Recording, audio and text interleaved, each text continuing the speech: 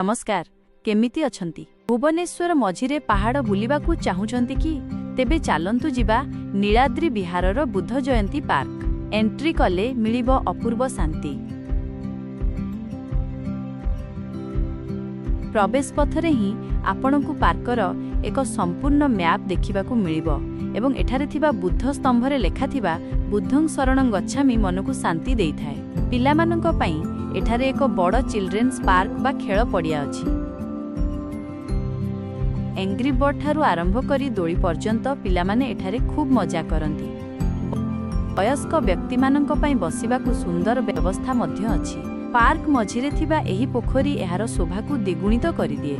एठारे लागिथिबा पानी फुआरा एवं पार्श्वरे थिबा ताଳ गछगुड़िक एक सुंदर दृश्य सृष्टि करंती।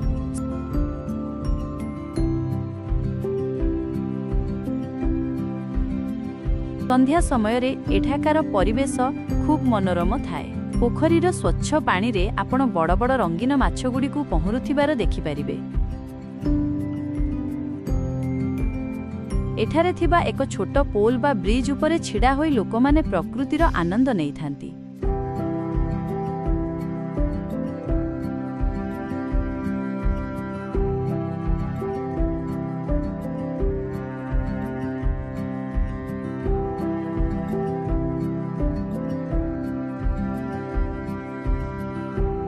पार्कर उपर भागकू गले आपण एक पथुरिया पहाच देई गति करिवे।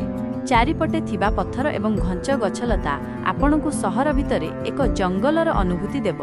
पहाड़ उपरे थिबा एही बगीचारे सुंदर कॉस्मोस फूल फुटी थाए। प्रकृति प्रेमी एवं फोटोग्राफी पई एहा एक श्रेष्ठ स्थान। एही उच्चा स्थानरू आपण भुवनेश्वर सहरर एक सुंदर दृश्य देखि पारिबे।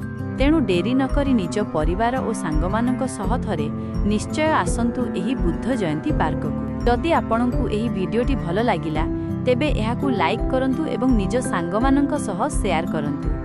आगकू एमिति आहुरी वीडियो देखिबा पई मो चैनल को सब्सक्राइब करंतु।